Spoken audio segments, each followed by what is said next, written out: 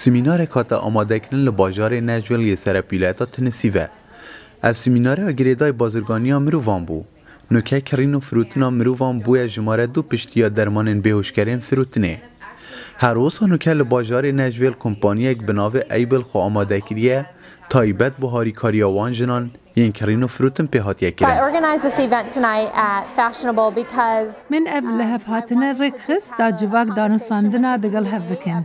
درباری قاچاقی کرنا بمروان نبتنه لناشفیل بلکو سرانسری جهانه. اوا درفتکا بوچونا خلکی لسر قاچاقیان بمروان ور بگرن جبرکو از یک جو قربانیان بوم. لسال 2017 حتی نوکه بو مهات یک گوتن ین ام پیهات ناگادار کنن لباجار نجویل سر پیلتا تنسی و 117 کس هاتینه دزین لامریکا هیوا یک هیوا هشیاربونا مروانه ده اوی روژه دا کمپانیا ایبل رابو بوی کاری دگل 5 کسا حتی 6 کسا آماده بون با آگادار کرنا مروان جمروین خراب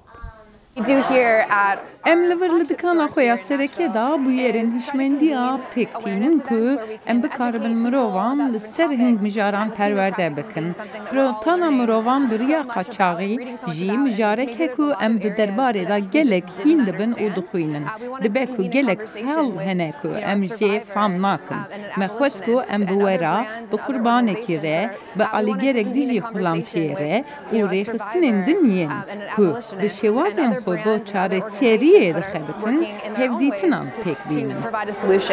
هر روزا چندین کس آماده بون جبو پتر پیزانی نابدن کسین آماده بوی دا بشن پتر مفایب گهین نه ایکو دو هر روزا گل گنگشه دنا و سمیناری دا هاته کرن بوان کسا ین کو بشن پتر آلی کاریاوان کسا بکن ین کرین و فروتن بجیانوانا هاتیه کرن اونو کجی همی هستت وانا بریندار کری. هاتنامه و شوه با وره تشتک تایبته. ایبل کمپانیا کا پرهیجایه. دیجه خدایه کد گلوان کار بکین و بحثوان تشتا بکین که ام لسر آخود بوین که اوشی بلاف کرنا هشیاریه. آلی کاریه بکین که اندام جواک آقادار بکین. خلکی کد خما خلکی دانه.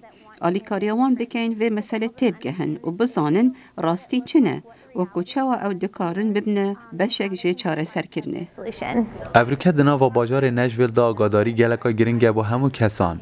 تایبت بوان کسین دگلمه آماده بوی هر روزا و کسیش در وجید هینه و گوهاستن همو تشتا باش بزانن و گوتنین ما بلاف بکن هر کسی افشول ویری آماده بوی بلا بزانن امده چاوشین سر دریه دگلوان کسان که این ینکو کرین و فروتن بجیانه و هات یکرن.